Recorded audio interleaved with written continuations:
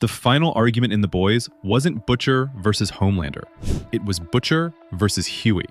And here's the thing that will haunt you long after the credits roll. Both of them were completely right.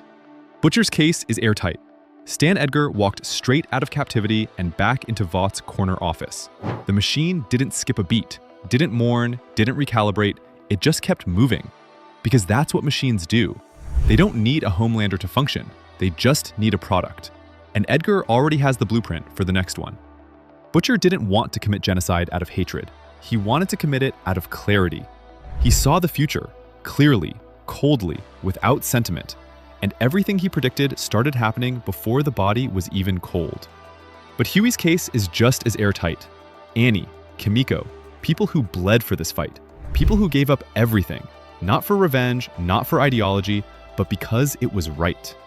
Butcher's virus doesn't ask who deserves to die. It just spreads. And Hughie, who has been counting the cost of every decision this team has ever made, couldn't hand those names a death sentence to win an argument about the future. He wasn't naive. He wasn't weak. He was the only person in that room still weighing the human beings on the other side of the equation. And here's what tears you apart. If Hughie hadn't pulled that trigger, the virus spreads. Annie dies. Kimiko dies. The people who made it through 5 seasons of hell die because Butcher decided their survival wasn't worth the risk of what comes next. But if Butcher had triggered those sprinklers, he might have actually been right. Edgar is rebuilding. Another Homelander is coming. The window to stop it permanently, Butcher saw it, and Hughie closed it.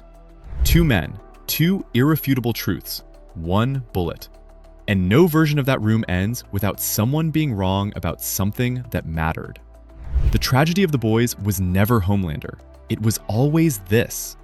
What do you do when the person fighting for the future and the person protecting the present are both standing in the same room, pointing at each other, and neither one is lying? Butcher saw the world as it was going to be.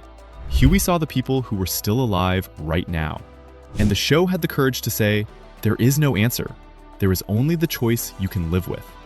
Or in Butcher's case, the one you die with. Butcher bled out calling Hughie righteous. Not wrong, righteous. Which means somewhere in his final breath, he knew. The canary was always going to be the one to end it. He just didn't know he'd built him that way on purpose. Who was right, Butcher or Hughie? Drop your verdict below.